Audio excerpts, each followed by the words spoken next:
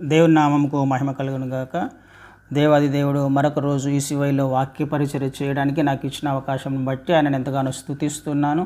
మీ అందరికీ ఉదయకాల శుభములు తెలియజేస్తున్నాను.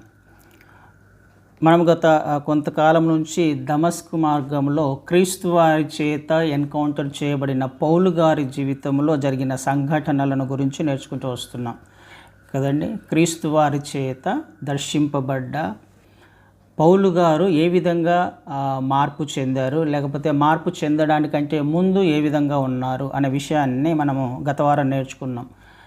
పౌలు గారు అడిగినప్పుడు ఎవరు ప్రభువా నీవు అని అంటే, నువ్వు హింసించుచున్న యేసును అనే అంశాన్ని గత వారం నేర్చుకున్నాం.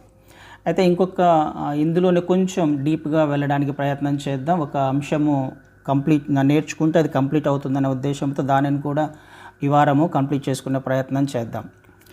తర్వాత ఇందాక చదవబడిన వాక్య భాగంలో నీవు ఎవరు అని అడిగినప్పుడు నీవు హింసించుచున్న యేసుని అని ప్రభువైన క్రీస్తు వారు పౌలు గారికి సమాధానం ఇస్తారు. క్రీస్తు వారి చేత ఎన్కౌంటర్ చేయబడినప్పుడు తన చుట్టూ ఒక వెలుగు ప్రకాశించినట్టుగా, పౌలు చుట్టూ ఒక వెలుగు ప్రకాశించినట్టుగా ఈ వచనాలు తెలియజేస్తున్నాయి కదా. పై వచనం చూస్తే తన చుట్టూ ఒక ప్రకాశం, ఒక వెలుగు అతని చుట్టూ ప్రకాశించింది. దాని వలన అతను కింద పడిపోయాడు. కింద పడిపోవడం మాత్రమే కాదు, కానీ చూడలేని స్థితి, గుడ్డితనము కూడా తనకు వచ్చినట్టుగా మనకు అర్థమవుతుంది కదా. 3 రోజులు తను చూడలేని స్థితిలో చూపును కోల్పోయాడు పౌలు గారు. ఎందుకు పౌలు గారు చూపును కోల్పోవలసి వచ్చింది? ఆ వెలుగును చూసినప్పుడు పౌలు గారు 3 రోజులు చూపును కోల్పోయాడు. క్రీస్తు వారి యొక్క వెలుగును, లేకపోతే దేవుని యొక్క మహిమను అనేక మంది భక్తులు చూశారు కదా. మనం బైబిల్లో చూస్తే మోషే గారు దేవుని మహిమను చూశారు. యెషయా గారు కూడా దేవుని యొక్క మహిమను చూశారు. వీళ్ళెవరూ గుడ్డితనం రాలా వాళ్ళకి. యోహాను కూడా పద్మాస్ ద్వీపంలో దీపస్తంభముల మధ్య సంచరించుచున్న క్రీస్తు వారిని ప్రత్యక్షంగా చూశారు. ఆ వెలుగును, ఆ ప్రకాశమును, ఆ మహిమను యోహాను గారు కూడా చూశారు. గుడితనం రాలా. దానియేలు గారు కూడా చూశారు కదా. వారికి గుడితనం రాల, కానీ చచ్చిన స్థితిలో బలహీనంగా వారు పడిపోయినట్టుగా లేఖనాలు తెలియజేస్తున్నాయి. వీరెవరికి రాని గుడితనము పౌలు గారికి ఎందుకు వచ్చింది? క్రీస్తు వారిని చూసినప్పుడు, ఆ వెలుగును చూసినప్పుడు ఎందుకు వచ్చింది అని అంటే, వీరందరూ కూడా, ఈ భక్తులందరూ కూడా they are in right path. అంటే వారు దేనినైతే, ఏ సృష్టికర్తనైతే విశ్వసించారో, వారు విశ్వసించిన దేవుని మార్గములో నడుస్తూ జీవిస్తున్నారు. ఆయన ఆజ్ఞ చొప్పున ఆయన యందు విశ్వాసం ఉంచి ఆయనను ఆరాధిస్తూ జీవిస్తున్న వారుగా ఉన్నారు కదండి. సృష్టికర్త లేఖనాలలో, లేకపోతే ధర్మశాస్త్రంలో ఎవరి గురించి అయితే రాయబడిందో, ఆది యందు ఏ దేవుడైతే ఉన్నారో ఆ దేవునిని ఆరాధిస్తున్న, లేఖనాలలో ఎవరి గురించి అయితే స్పష్టంగా రాయబడి ఉందో ఆ దేవునిని ఆరాధిస్తున్న వాళ్ళు వీళ్ళందరూ. మరి పౌలు గారు ఎవరిని ఆరాధిస్తున్నారు? మనం గత వారం నేర్చుకున్నాం. పౌలు గారు ఎవరిని వెంబడిస్తున్నారు? ఎవరి యందు విశ్వాసం ఉంచారు? ఆ దేవుని చేత రాయబడిన లేఖనాలు, ఆ దేవుని రాయబడిన అక్షరాన్ని విశ్వసిస్తున్నాడు కదండి. వీళ్ళందరూ దేవుని మీద విశ్వాసం ఉంచితే, దేవుని మార్గములో నడిచే ప్రయత్నం చేస్తే, పౌలు గారు ఏ మార్గంలో నడిచే ప్రయత్నం చేస్తున్నాడు? ఆ దేవుని చేత రాయబడిన, ఆ దేవుని చేత మోషే ద్వారా వచ్చిన ధర్మశాస్త్రాన్ని, అంటే అక్షరానికి విలువిస్తున్నాడు పౌలు గారు కదండి. ఆజ్ఞలకు విలువిస్తున్నాడు. ఆజ్ఞలు అనేవి మారుతూ ఉంటాయి. ఆయా సమయాలలో మనిషి యొక్క ఉన్నతి కొరకు, లేకపోతే మనిషి సరైన మార్గములో నడవడానికి దేవుడు ఆజ్ఞలను మారుస్తూ ఉంటాడు. మనకు పాత నిబంధనలో 10 ఆజ్ఞలు ఉన్నాయి, నిజమే. కానీ తర్వాత మనకు ద్వితీయోపదేశ కాండంలో చూసినా, లేవి కాండంలో చూసినా, అక్కడ కూడా 2 ఆజ్ఞలు స్పష్టంగా రాయబడింది. నూతన నిబంధనలో ఉన్న ఆజ్ఞలే పాత నిబంధనలో కూడా ఉన్నాయి. నీ పూర్ణ హృదయముతో, నీ పూర్ణ ఆత్మతో, పూర్ణ శక్తితో నీ దేవుడైన యెహోవాను సేవించాలనేది అక్కడ రాయబడింది. తర్వాత నిన్ను వలె నీ పొరుగు వారిని ప్రేమించాలని లెవిటికస్లో కూడా, లేవికాండంలో కూడా ఖచ్చితంగా రాయబడింది. ఈ ఆజ్ఞలు అనేవి మారుతూ ఉంటాయి ఆయా పరిస్థితులలో మనిషిని సరైన మార్గంలో నడిపించడానికి. కానీ పౌలు గారు ఏం చేస్తున్నారు? ఆ ఆజ్ఞల మీద ఏ ఆజ్ఞలు అయితేనో అవే ఆజ్ఞలు ఇంకా జీవితాంతం పాటించే ప్రయత్నం చేస్తున్నారు. తర్వాత క్రీస్తువారు వస్తారు, క్రీస్తువారి గురించి రాయబడ్డాయి లేఖనాలలో. మెస్సయ్య వస్తాడు అనే విషయం ధర్మశాస్త్రంలో రాయబడింది.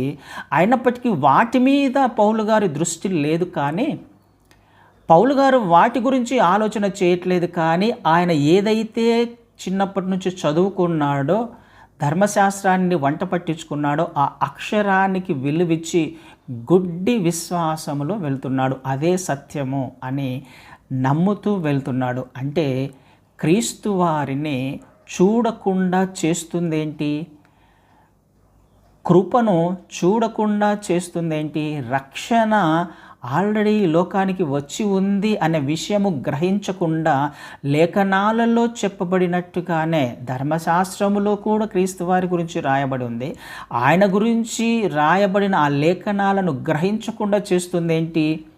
గుడ్డి విశ్వాసము కదండి. స్పిరిచువల్ బ్లైండ్నెస్, ఆత్మీయ గుడితనము క్రీస్తు వారిని చూడకుండా చేసింది. ఆ గుడితనం పోవాలి కదా. ఆ గుడితనం పోవడానికి పౌలు గారు గిడ్డివారిగా మారిపోయాడు కదండి. ఆలోచన చేసే ప్రయత్నం చేద్దాం. చాలామంది కూడా ఈనాటి క్రైస్తవ సమాజంలో ఆత్మీయ గుడ్డితనాన్ని, గుడ్డి విశ్వాసాన్ని కలిగి ఉంటారు అనే విషయము మనకు ఖచ్చితంగా తెలుసు. ఆత్మీయ గుడ్డితనాన్ని కలిగి ఉంటారు. పౌలు గారు దేనినైతే నమ్మాడో దానిని గుడ్డిగా నమ్మి, ఆ సిద్ధాంతాలను గుడ్డిగా నమ్మి అనుసరిస్తున్నట్టుగానే ఈనాటి సమాజంలో, క్రైస్తవ సమాజంలో కొన్ని విషయాలను, లోకాచారాలను నమ్మి అది తప్పని తెలిసిన లేఖనాలలో మెస్సయ్య గురించి రాయబడి ఉంది, లేఖనాలలో క్రీస్తు వారి గురించి రాయబడి ఉంది, ఆయన వస్తాడు అని రాయబడి ఉంది. ఖచ్చితంగా ఆ విషయం పౌలు గారికి తెలుసు. కానీ గ్రహించలేని స్థితిలో ఉన్నాడు, గుడితనంలో ఉన్నాడు. కానీ లేఖనాలను మనము గ్రహించాము, క్రీస్తు వారి యొక్క వెలుగు మన మీద ప్రకాశించింది, సువార్తను అంగీకరించాము. అయినప్పటికీ మనము కొన్ని గుడ్డితనములో ఉండి కొన్ని ఆచారాలను విడిచిపెట్టలేని దౌర్భాగ్యపు స్థితిలో ఖచ్చితంగా ఈనాటి క్రైస్తవ సమాజం ఉంది అని చెప్పడానికి ఏమాత్రం సందేహం లేదు కదండి.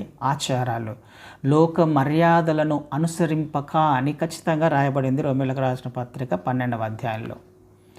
లోక మర్యాదలను అనుసరింపక అంటే అనుసరిస్తూనే ఉంటాము. కొన్ని విషయాలను మార్చుకోలేము. అది తప్పని తెలిసినా, అది లేఖనాల సారాంశము కాదు అని తెలిసినా వాటినే ఆచరించడానికి, వాటినే వెంబడించడానికి ఆత్మీయ గుడితనము కలిగిన జీవితం ఈనాడు అనేక మంది క్రైస్తవులు జీవిస్తున్నారు. మనకు తెలియదంటారా? ఖచ్చితంగా తెలుసు. అలాంటి వారు ఎవరెవరు ఉన్నారో మన చుట్టుపక్కల అనేక మందిని మనం గమనిస్తుంటాం. ఒక్కొక్కసారి మనమే అనుసరిస్తుంటాం కూడా. కొన్ని ఆచారాలు, లోకంలో ఉన్న ఆచారాలను ఆచరిస్తూ ఉంటాం. పౌలు గారు కూడా అదే ఆచారాలను, అదే మతాన్ని, అదే ధర్మశాస్త్రాన్ని అనుసరిస్తూనే ఉన్నాడు. ఆ గుడితనము వలన క్రీస్తు వారి యొక్క వెలుగు తన మీద ప్రకాశించకుండా అయిపోయింది. క్రీస్తు వారి మార్గాలు తెలుసుకోకుండా అయింది కాబట్టే హింసిస్తున్నాడు సంఘాన్ని. ఆలోచన చేద్దాం ప్రియ సహోదరి సహోదరుడా. కొరింథీయులకు రాసిన పత్రికలో కూడా ఆ మాట రాయబడింది. అవిశ్వాసులైన వారి మనోనేత్రాలకు ఈ లోకపు దేవత గుడితనాన్ని కలుగచేస్తుంది, క్రీస్తు వారి సువార్త ప్రకాశింపకుండా. ఆలోచన చేద్దాం. మనము అలాంటి స్థితిలో ఒకవేళ ఉన్నామా? ధర్మశాస్త్రాన్ని అనుసరించే పరిస్థితిలోనే ఒకవేళ మనం ఉన్నామేమో. కొన్ని పద్ధతులు ఏవైతే మనం నమ్ముకున్నామో, ఏదైతే మనకు తెలిసిందో దానినే వెంబడిస్తున్నామేమో, ఇదే సరి అయినది అని. పౌలు గారు తను నమ్మిన సిద్ధాంతమే సరి అయినది అని తను వెంబడిస్తున్నాడు. గుడితనములోకి వెళ్ళిపోయాడు, క్రీస్తు వారి చేత ఎన్కౌంటర్ చేయబడ్డాడు. తర్వాత పరిస్థితి ఏంటి? ఏ శక్తి చేత లేకపోతే ఏ అధికారాన్ని చూసుకొని, ఏ ధర్మశాస్త్రాన్ని చూసుకొని అంతగా పెట్టేగిపోయి అంతగా తను ప్రవర్తిస్తూ ఉన్నాడో, ఇప్పుడు ఆ గుడితనం వలన నడవలేని స్థితి. ఒకరు తీసుకువెళ్ళాలి. ఇప్పుడు తర్వాత వచనాలను చదివితే, సౌలు నేల మీద పడి 8వ వచనంలో, సౌలు నేల మీద నుండి లేచి కన్నులు తెరచినను ఏమీ చూడలేకపోయాను కనుక వారు అతన్ని చేయి పట్టుకొని దమస్కులోనికి నడిపించిరి. ఇప్పుడు తనంతకు తాను వెళ్ళే పరిస్థితిలో ఉన్నాడా సౌలు గారు? కనీసం నడవలేని స్థితిలో ఉన్నారు. ఒకరు చేయి పట్టుకొని నడిపించాలి, ఒకరు చేయి పట్టుకొని దారి చూపించాల్సిన స్థితిలోకి సౌలు గారు వెళ్ళినట్టుగా మనకు అర్థమవుతుంది. దేవుడు ఎన్ని అవకాశాలు ఇచ్చినా, దేవుడు మాటి మాటికి చెప్పే ప్రయత్నం చేస్తున్నా, లేఖనాలు ఈ విధంగా తెలియచేస్తున్నాయి. లేఖనాలలో ఈ విధంగా రాయబడి ఉంది. వాక్యము మనం చదువుతున్నప్పుడు దేవుడు మాట్లాడుతున్నా, లేకపోతే సేవకులు ఎవరైనా చెబుతున్నా, మాట్లాడుతున్న సంఘములో మరొక చోట ఏదైనా ఒక విషయం గురించి దేవుడు మాట్లాడుతున్నాడు అని అంటే మార్చుకోవలసిన అవసరం ఖచ్చితంగా ఉంది. అది ఒకవేళ నీలో నాలో ఒక పొరపాటు జరుగుతుంది, దేవునికి నచ్చని లక్షణము లేకపోతే లోక ఆచారాలు వ్యవహారాలను మనము గుడ్డిగా వెంబడిస్తున్నాము, సత్యమును గ్రహించగా మనోనేత్రాలు మూసుకుపోబడి ఆత్మీయ అంధత్వంలో ఒకవేళ మనము ఉంటే, దేవుడు మాట్లాడుతున్నప్పుడు ఖచ్చితంగా మార్చుకోవాలి. లేకపోతే దేవుడు దెబ్బ కొట్టాడు సౌలు గారిని. నడవలేని స్థితిలో, ఒకరు దారి చూపిస్తే కానీ వెళ్ళలేని స్థితిలో, చేయి పట్టుకొని నడిపిస్తే కానీ నడవలేని స్థితిలో సౌలు గారు ఉండిపోయారు. ఆలోచన చేద్దాం ప్రియ సహోదరి సహోదరుడా. దేవుడు మనకు అవకాశాలు ఇస్తాడు. మార్చుకోవలసిన విషయాలు ఏవైనా ఉన్నట్లయితే లోక ఆచారాలను, లోకానుసారమైన పద్ధతులను, లోక మర్యాదలను అనుసరించడానికి వీల్లేదు క్రైస్తవుడు. సాంప్రదాయాలను, మతాన్ని ఆచరించడానికి వీలు లేదు క్రైస్తవుడు, విశ్వాసి. పౌలు గారు అదే చేశారు. కేవలం తను నమ్మిన పద్ధతులను, సిద్ధాంతాలను, ఆచారాలను, మతాన్ని ఆచరించే ప్రయత్నం చేశాడు. అలాంటి స్థితిలోకి ఏ క్రైస్తవుడు కూడా వెళ్ళడానికి వీల్లేదు. దేవుడు దెబ్బ కొట్టినప్పుడు అది దాని నుంచి కోలుకోవడానికి చాలా చాలా సమయం పడుతుంది. ఒక్కొక్కసారి అసాధ్యమయ్యే పరిస్థితిలో కూడా వెళ్ళిపోయే అవకాశం ఉంది. అవకాశం ఇస్తున్నప్పుడు, దేవుడి లేఖనాలు మాట్లాడుతున్నప్పుడు వాటి గురించి బయటపడాల్సిన అవసరము ఖచ్చితంగా ఉంది. మారు మనస్సు పొందవలసిన అవసరము ఖచ్చితంగా ఉంది. అయితే ఇక్కడ పౌలు గారిని చేయి పట్టుకొని దమస్కులోకి నడిపించినట్టుగా చూస్తున్నాం. అయితే అక్కడ 3 దినములు చూపు లేక అన్నపానములేమీ పుచ్చుకొనక ఉండెను. 3 రోజులు చూపు లేక గుడ్డితనంలో, చీకటిలో ఉండిపోయారు పౌలు గారు. చీకటిలో ఉండిపోయారు 3 రోజులు. ఎందుకు 3 రోజులు? 3 రోజులు దేవుడు పౌలు గారికి ఇంకొక అవకాశం ఇచ్చాడు. యోనా గారు 3 రోజులు చేప కడుపులో ఉండిపోయారు. ఏం చేస్తున్నారు? 3 రోజులు చేప కడుపులో ఉండి ఏం చేస్తున్నారు? యోనా గారికి దేవుడు ఒక ఆజ్ఞ ఇచ్చాడు. పలానా చోటుకు వెళ్ళి నేను చెప్పినట్టుగా స్వార్థ ప్రకటించమంటే నేను అక్కడికి వెళ్ళను అని ఇంకో చోటుకు వెళ్తున్నాడు. దేవుని ఆజ్ఞను, దేవుని మాటను, దేవుని చిత్తాన్ని ధిక్కరించి తన సొంత శక్తి చేత ఇంకొక చోటుకి వెళ్తున్నాడు. తన జ్ఞానము చొప్పున ఇంకొక చోటుకి వెళ్తున్నాడు. చేప మింగేసింది. అప్పుడు 3 రోజులు ఏం చేస్తున్నాడు? లోపల ప్రార్థన చేస్తున్నాడు కదండి. అంటే ఆ చీకటిలో జ్ఞానోదయమైంది. దేవుని ఆజ్ఞలేంటో, దేవుని చిత్తమేంటో తెలుసుకునే ప్రయత్నం అక్కడ జరుగుతుంది. చీకటిలో ఏమి చేయలేని స్థితిలో, అంధకారములో మోకరించి ప్రార్థన చేస్తున్న యోనా గారిని మళ్ళీ 3 రోజుల తర్వాత ఎక్కడికైతే చేర్చాలో అక్కడికి ఆ చేప చేర్చినట్టుగా మనం చూస్తూ ఉన్నాం. ఈ 3 రోజుల దినములో, ఈ 3 రోజులలో పౌలు గారు ఏం చేస్తున్నారు? ఆలోచిస్తున్నారు. 3 రోజులు ఆలోచిస్తున్నారు. ఏం జరిగింది? ఏం జరుగుతుంది నా జీవితంలో? అన్నపానాలు పుచ్చుకోలేదు, సహించట్లేదు, కూర్చున్నాడు. అసలు ఊరికి అట్లాగే కూర్చొని అసలు ఎవరు ఆయన? క్రీస్తు వారు ఎవరు? ఎందుకు అంత వెలుగు వచ్చింది? ఏంటి ఆ స్వరం? ఆయన స్వరం ఏంటి? ఆయనను నేను ఏ విధంగా హింసిస్తున్నాను? నా జీవితంలో ఏం జరుగుతుంది? ఆ 3 రోజులు ఏం చేస్తున్నాడు? ఆలోచిస్తున్నాడు, లేఖనాలను పరిశీలిస్తున్నాడు. నీవు హింసించుచున్న యేసును అని అంటే, ఈ యేసు ఎక్కడున్నాడు లేఖనాలలో? వాక్యం గురించి ఆలోచిస్తున్నాడు. ఆ 3 రోజులు తనకు తెలిసిన విషయాలన్నిటినీ పరిశీలించుకుంటున్నాడు. సత్యమును గ్రహించే ప్రయత్నం చేస్తున్నాడు. ఒక వ్యక్తి యొక్క చీకటి జీవితంలో వెలుగు వస్తుంది అనే విషయం గ్రహించాలి ఆలోచన చేస్తే. కదండి, ఆది యందు ఏముండింది? చీకటేగా అంతా. ఆదికాండం 1వ అధ్యాయం 1వ వచనాలలో చీకటి ఉంది. ఆత్మ కట్టిక చీకటి మీద, జలముల మీద అల్లాడుతుంది. ఆ చీకటిలో నుంచి ఏమొచ్చింది? వెలుగు కలగమనగా వెలుగు వచ్చేసింది. వెలుగు వచ్చింది. ఒకరి జీవితంలో చీకటి కోణం గుండా వెళ్తూ ఉన్నప్పుడు, చీకటి బ్రతుకు గుండా వెళ్తున్నప్పుడు, సమస్యల గుండా వెళ్తున్నప్పుడు కూర్చొని ఆలోచన చేస్తే ఏం జరుగుతుంది నా జీవితంలో?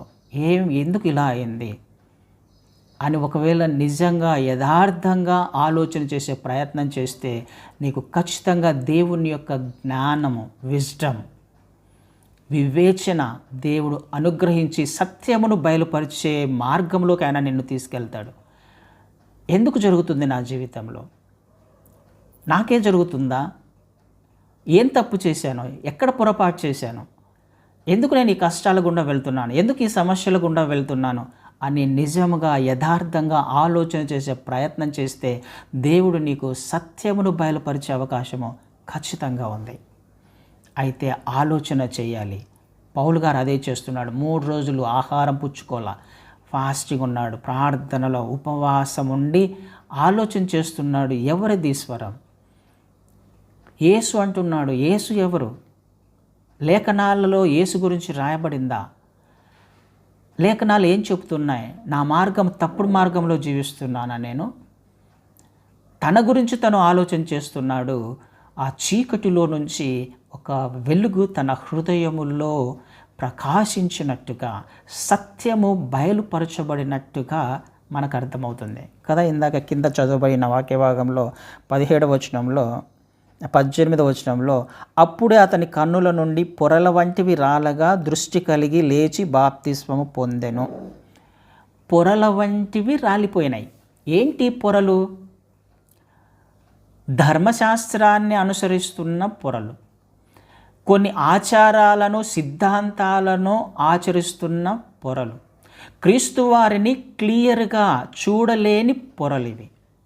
కొన్ని పద్ధతుల మీద ఆధారపడిన, స్వశక్తి మీద, స్వనీతి మీద ఆధారపడిన పొరలు ఇవి.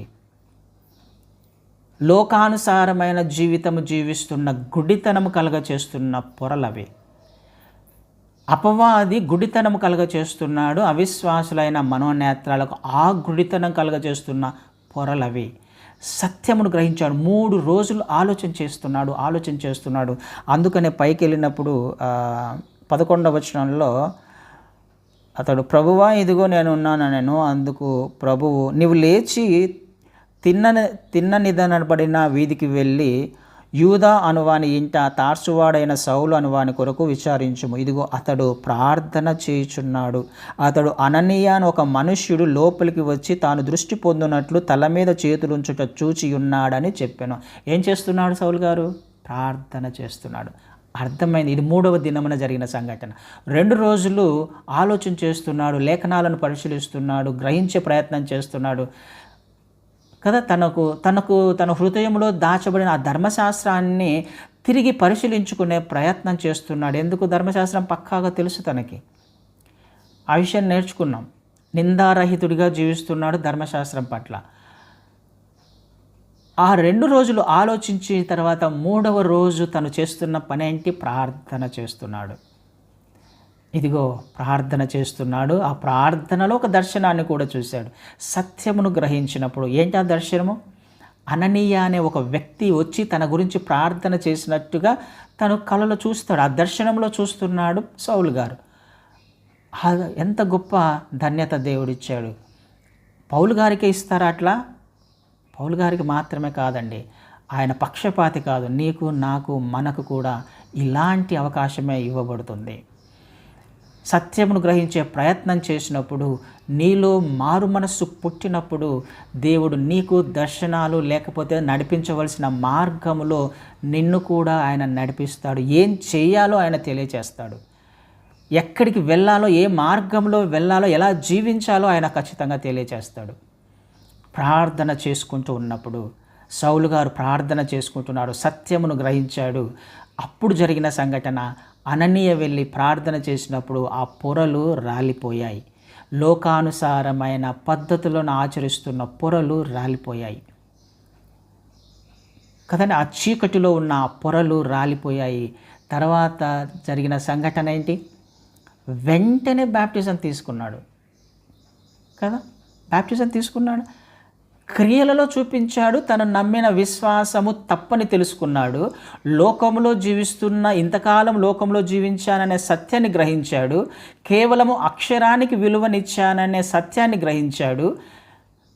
కానీ వెంటనే జరిగిన సంఘటన ఏంటి? అక్కడ సత్యమును గ్రహించి ప్రార్థన చేసుకున్న తర్వాత తను ఏ దర్శనమైతే చూశాడో అది తన జీవితంలో నెరవేర్చబడినప్పుడు తను విశ్వాసంలో బలపడ్డాడు, స్థిరపడ్డాడు. ప్రభువైన క్రీస్తు వారు నిజదేవుడు, జీవించే దేవుడు అనే విషయము అర్థమైంది పౌలు గారికి. ఆ విషయము జరగడం వలన అననీయ వచ్చి ప్రార్థన, తను ఏదైతే చూశాడో దర్శనంలో అదే సంఘటన తర్వాత జరిగింది. అననీయ వెళ్ళి ప్రార్థన చేశాడు కదా. అదే జరగడం వలన విశ్వాసంలో స్థిరపడి బలపడి తను చేస్తున్న పని వెంటనే బాప్టిజం తీసుకున్నాడు. క్రీస్తు వారిని సొంత రక్షకుడిగా అంగీకరించాడు. ఎంత గొప్ప భాగ్యం, ఎంత గొప్ప ట్రాన్స్ఫర్మేషన్ కదా. రూపాంతర అనుభవము. 3 రోజుల కింద ఉన్న సౌలు 3 రోజుల తర్వాత పౌలుగా ఏ విధంగా మారిపోయాడు. సత్యమును గ్రహించినప్పుడు, మనోనేత్రాలు వెలిగించబడ్డప్పుడు, స్పిరిచువల్ బ్లైండ్నెస్ నుంచి బయటపడ్డప్పుడు, ఆత్మీయ అంధత్వము చాలామంది విశ్వాసుల్లో, క్రైస్తవుల్లో ఈనాడు ఖచ్చితంగా ఉంది. తను నమ్మినదే, తను పట్టుకున్న కుందెలకి ఏదో సామెత చెప్పినట్టుగా 3 కాళ్ళే అంటుంటారు కదా, అదే దాని మీదనే వెళ్ళే ప్రయత్నము చాలామంది చేస్తుంటారు. అది లేఖనాలతో పోల్చుకోవడానికి, దేవుడు ఏం చెప్తున్నాడని గ్రహించడానికి ప్రయత్నం చేయరు. కానీ ఏదైతే, ఏ ఆచారాన్నైతే, ఏ ఆ లోకంలోని ఆచారాలను ఆచరిస్తున్నారో, నమ్ముతున్నారో, మతాన్ని ఆచరించే ప్రయత్నం చేస్తున్నారో దాని వెంబడే వెళ్ళే ప్రయత్నం చేస్తుంటారు. అది ఎంతవరకు సరైనదో మనల్ని మనం ఒకసారి పరిశీలించుకునే ప్రయత్నం చేద్దాం, పరీక్షించుకునే ప్రయత్నం చేద్దాం, ఆలోచన చేద్దాం. ప్రియ సహోదరి సహోదరుడా, ఆనాడు సౌలు పౌలుగా రూపాంతరం చెందాడు. ఈనాడు నీవు నేను ఏ రూపాంతరము చెందాం? క్రీస్తు వారిని నమ్మకముందు మన జీవితం ఏంటి? ఆయనను విశ్వసించిన తర్వాత మన జీవితం ఏంటి? ఎలా జీవించే ప్రయత్నం చేస్తున్నాం? ఆ అనుభవం ఉందా? రూపాంతర అనుభవం ఉందా? తర్వాత పౌలు గారు 3 రోజుల తర్వాత బాప్టిజం తీసుకున్న తర్వాత తను ఎక్కడైనా పడిపోయినట్టుగా, ఎక్కడైనా బలహీనపడినట్టుగా ఎక్కడైనా రాయబడిందా లేఖనాలలో? ఒక్కచోటైనా? ఖచ్చితంగా రాయబల్ల. సత్యము గ్రహించిన వ్యక్తి జీవితంలో ఇది జరగాలి. తిరిగి గుడ్డితనంలోకి వెళ్ళకూడదు కదా. తిరిగి గుడ్డితనంలోకి వెళ్ళకూడదు. ఇంకొకరు కూడా గుడ్డిగా విశ్వసించారు కదా. మన లేఖనాలలో అబ్రహాము కూడా దేవుణ్ణి గుడ్డిగా విశ్వసించాడు. కానీ తను విశ్వసించిన దేవుడిని తను ఎరిగి ఉన్నాడు కాబట్టి తను దేవుడు ఏది చెప్తే అది చేయడానికి సిద్ధపడ్డాడు. అప్పటిదాకా విగ్రహారాధికుడుగా ఉన్న అబ్రహాం గారు, విగ్రహాలు మాట్లాడలేవు అని గ్రహించిన అబ్రహాం గారు 75 సంవత్సరాలు విగ్రహారాధకునిగా ఉన్నాడు. అబ్రహాం గారు 75 సంవత్సరాల వయసులో దేవుడు పిలిచాడు. మాట్లాడలేని విగ్రహాలను మాట్లాడే దేవునితో పోల్చుకొని వెంటనే విధేయత చూపించాడు. చెప్పినది చెప్పినట్టుగా గుడ్డిగా దేవుని యందు విశ్వాసం ఉంచాడు. ఆ గుడ్డితనం వేరు, ఆ గుడ్డి విశ్వాసం వేరు. సౌలుకున్న గుడ్డి విశ్వాసం వేరు. అబద్ధాన్ని గుడ్డిగా నమ్మాడు, అక్కడ అబ్రహాం గారు నిజాన్ని గుడ్డిగా నమ్మాడు, సత్యదేవుని గుడ్డిగా నమ్మాడు, చెప్పినది చెప్పినట్టుగా చేశాడు, ఆశీర్వదించబడ్డాడు. అబద్ధాన్ని గుడ్డిగా నమ్మి సౌలుగా జీవించి సంఘాన్ని హింసించాడు. తర్వాత సత్యమును గ్రహించి విశ్వాసములోకి వచ్చిన తర్వాత తను చేసిన అద్భుత కార్యాలేంటో మనందరికీ తెలుసు. దేవుడు నీ జీవితంలో, నా జీవితంలో ఈ కార్యం చేయడానికి ఇష్టపడుతున్నాడు. రూపాంతర అనుభవంలోకి నిన్ను, నన్ను, మనల్ని తీసుకువెళ్ళడానికి ఇష్టపడుతున్నాడు. ఆ పొరలు రాలిపోవాలి, మన కళ్ళకున్న పొరలు రాలిపోవాలి, అంధత్వము కలుగజేస్తున్న పొరలు రాలిపోవాలి, ఆచారాలను ఆచరిస్తున్న పొరలు రాలిపోవాలి. దేనినైతే మనం విశ్వసిస్తున్నా, ఏదైతే నాకు తెలిసిందే కరెక్ట్ అని నేను అనుకుంటున్నానో ఆ పొర రాలిపోవాలి. రాలనంత వరకు నువ్వు గుడ్డితనంలోనే ఉండిపోతావు. లేఖనాలతో పరిశీలించుకోనంత వరకు, సత్యమును గ్రహించినంత వరకు అసత్యములోనే జీవిస్తూ ఇదే సత్యమని నరకానికి వెళ్ళే అవకాశము ఖచ్చితంగా ఉంది. ప్రియ సహోదరి, సహోదరుడా, ఆలోచన చేసే ప్రయత్నం చేద్దాం. తర్వాత గుడితనము, తర్వాత బ్యాప్టిజం తీసుకున్న తర్వాత కింద రాయబడిన మాట ఏంటి? 19వ వచనంలో, పిమ్మట అతడు దమస్కులో ఉన్న శిష్యులతో కూడా కొన్ని దినములు ఉండను. వెంటనే సమాజ మందిరములలో యేసే దేవుని కుమారుడని ఆయన గురించి ప్రకటించు. వెంటనే దేవుని ప్రకటిస్తూ వస్తున్నాడు అని రాయబడింది కదా. దానికి మధ్యలో చాలా గొప్ప ఒక సందర్భం జరిగింది. వెంటనే ఆయన ప్రకటించలా, ఆహారం పుచ్చుకొని బ్యాప్టిజం తీసుకున్న తర్వాత ఒక అద్భుతమైన విషయము, ఒక పని చేశాడు పౌలు గారు. గలతీయులకు రాసిన పత్రిక మొదటి అధ్యాయం 15వ వచనం నుంచి చదువుతున్నాను. గలతీయులకు రాసిన పత్రిక మొదటి అధ్యాయం 15వ వచనం. అయినను తల్లి గర్భమునందు పడినది మొదలుకొని నన్ను ప్రత్యేకపరిచి తన కృపచేత నన్ను పిలిచిన దేవుడు, నేను అన్యజనులలో తన కుమారుని ప్రకటింపవలనని ఆయనను నాయందు బయలుపరచని అనుగ్రహించినప్పుడు మనుష్య మాతృలతో నేను సంప్రదింపలేదు. నాకంటే ముందుగా అపోస్తులులైన వారి యొద్దకు యెరూషలేమునకైనను వెళ్ళలేదు, కానీ వెంటనే అరేబియా దేశంలోనికి వెళ్ళి తిని పిమ్మట దమస్కు పట్టణమునకు తిరిగి వచ్చి తిని. ఏం చేసింది? క్రీస్తు వారి యొక్క ప్రణాళికను నేను గ్రహించాను. అన్య జనులలో ఆయన సువార్త నా ద్వారా ప్రకటించుకోవాలన్న ఆయన ప్రణాళిక నాకు అర్థమైంది. అర్థం చేసుకున్న తర్వాత నేను ఏం చేశాను? యెరూషలేములకు వెళ్ళలా, దమస్కు మార్గంలోనే దమస్కు మార్గం నుంచి అరేబియాకి వెళ్ళిపోయాను. నేను ఎవరిని సంప్రదించాలా? ఏ మనుష్యుని సంప్రదించాలా? ఏ అపోస్తులను సంప్రదించాలా? ఏ శిష్యుని వద్దకు వెళ్ళాలా? మరి ఎక్కడికి వెళ్ళాడు? అరేబియాకి వెళ్ళిపోయాడు. ఒంటరిగా ఉండడానికి, దేవునితో గడపడానికి, దేవుని సన్నిధిలో గడపడానికి, అసలు ఏం జరిగింది తన జీవితంలో సత్యమును గ్రహించడానికి. అక్కడ చాలామంది గొప్ప ప్రవక్తలే, గొప్ప సేవకులు ఏం చెప్తారు అని అంటే, అక్కడనే పౌలు గారికి అనేకమైన ప్రత్యక్షతలు కలిగాయి అని చెప్తారు. చరిత్ర ఆ విధంగా చెప్తుంది. అనేక మంది సేవకులు చెప్తారు. ఎందుకు?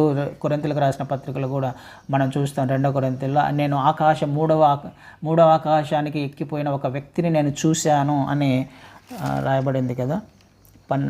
కొరింథీయులకు రాసిన 2వ పత్రిక 12వ అధ్యాయంలో 2వ వచనాన్ని చదువుతాను నేను. క్రీస్తునందు ఉన్న యొక్క మనుషును నేను ఎరుగుదును. అతడు 14 సంవత్సరముల క్రిందట 3వ ఆకాశమునకు కొనిపోబడను. అతడు శరీరముతో కొనిపోబడను నేను ఎరుగను, శరీరం లేక కొనిపోబడను నేను ఎరుగను, అది దేవునికే తెలియను. అట్టి మనుష్యుని నేను ఎరుగుదును. అతడు పరదేశంలోనికి కొనుపోబడి వచింపశక్యము కాని మాటలు వినను. ఆ మాటలు మనుష్యుడు పలకకూడదు. అతడు శరీరముతో కొనుపోబడను, శరీరం లేక కొనుపో నేను ఎరుగను, అది దేవునికే తెలియను. అక్కడ పౌలు గారికి అనేకమైన ప్రత్యక్షతలు డైరెక్ట్గా 3వ ఆకాశానికి అంటే పరలోకానికే ఎక్కిపోయినట్టుగా ఇక్కడ రాయబడింది. ఎప్పుడు జరిగిందొచ్చు ఇది సందర్భం అంటే 14 సంవత్సరాల కిందట అని రాయబడింది. అంటే తను మారు మనసు పొంది బ్యాప్టిజం తీసుకున్న తర్వాత అనే విషయాన్ని చాలామంది చెప్తారు. అరేబియాలో ఉన్నప్పుడు అనేకమైన ప్రత్యక్షతలు, ఎవరి దగ్గర కూడా క్రీస్తు వారి గురించి నేర్చుకున్నాడా? క్రీస్తు వారిని శిష్యుల మాదిరి చూశాడా? ఏమన్నా శిష్యుల మాదిరి వెంబడించారా పౌలు గారు? క్రీస్తు వారు అనేక బోధలు చేశారు శిష్యులకి. ఆ బోధలు విన్నాడా పౌలు గారు? వినలా. కానీ మరి అంత గొప్ప పరిచర్య ఎలా చేయగలిగాడు? లేఖనాలలో క్రీస్తు వారి గురించి రాయబడిన వాటిని ఏ విధంగా అందరికీ ప్రకటించే ప్రయత్నం చేశాడు? అనేకమైన దర్శనాలు డైరెక్ట్గా క్రీస్తు వారి నుంచే ఆయన పొందుకున్నాడు. 3వ ఆకాశంలో పరలోకానికి ఎక్కిపోయాడు. గొప్ప ప్రత్యక్షతలు కదా, వెళ్ళి ప్రత్యక్షంగా క్రీస్తు వారి వద్ద నేర్చుకున్నవాడు పౌలు గారు. అంత గొప్ప సేవకుడుగా మారడానికి కారణం ఏంటి? 3 దినాలు సత్యమును గ్రహించే ప్రయత్నం చేశాడు. చీకటిలో ఉన్న తన జీవితము ఎందుకు ఇలా జరిగింది అని ఆలోచన చేసే ప్రయత్నం చేశాడు. లేఖనాలను గ్రహించే ప్రయత్నం చేశాడు. తర్వాత వెళ్ళి ఒంటరిగా ప్రార్థనలో గడిపాడు. ఇది జరగాలి నీ జీవితంలో, నా జీవితంలో. ఒంటరిగా గడపాలి ఆయన పాద సన్నిధిలో. ప్రార్థన చేసుకోవాలి. ఎందుకు నా జీవితంలో ఈ చీకటి కోణము, ఈ చీకటి పరిస్థితులు వెళ్తున్నాయి? ఆలోచన చేసినప్పుడు ఒక వెలుగు నీ జీవితంలో ప్రకాశిస్తుంది. నిజమైన వెలుగు. అది నిన్ను వెలిగిస్తుంది. అనేక మందికి ఆశీర్వాదకరంగా మారుస్తుంది. ఎలాంటి విశ్వాసంలో మనం ఉన్నామో ఒక్కసారి మనల్ని మనం పరిశీలించుకుందాం. గుడ్డి విశ్వాసమా, అంధత్వం, ఆత్మీయ అంధత్వంలో ఒకవేళ మనం ఉన్నామేమో, సత్యము తెలిసినప్పటికీ నీవు నేను నమ్మినవే సరి అయినది అనే వాటిని వెంబడించే ప్రయత్నం చేస్తున్నామేమో. ఆయన అవకాశాలు ఇస్తాడు వాటి నుంచి దూరం రావాలని, వాటి నుంచి విడిపించబడాలని. అవకాశం ఇచ్చినప్పుడు సరిచేయబడదాం. ఆత్మీయంగా బలపడే ప్రయత్నం చేద్దాం. ఆ పొరలు మన జీవితంలో నా పొరలు రాలిపోవాలి. క్రీస్తు వారిని క్లియర్గా చూడాలి. క్రీస్తు వారి మార్గాలను క్లియర్గా తెలుసుకోవాలి. క్రీస్తు వారి మార్గంలో నడిచే ప్రయత్నం చేయాలి. దేవుడు నిన్ను నన్ను నడిపించడానికి సిద్ధంగా ఉన్నాడు. నీవు సిద్ధంగా ఉన్నావా లేదా అనేది నేను ఆలోచించుకోవాలి. హల్లెలూయా.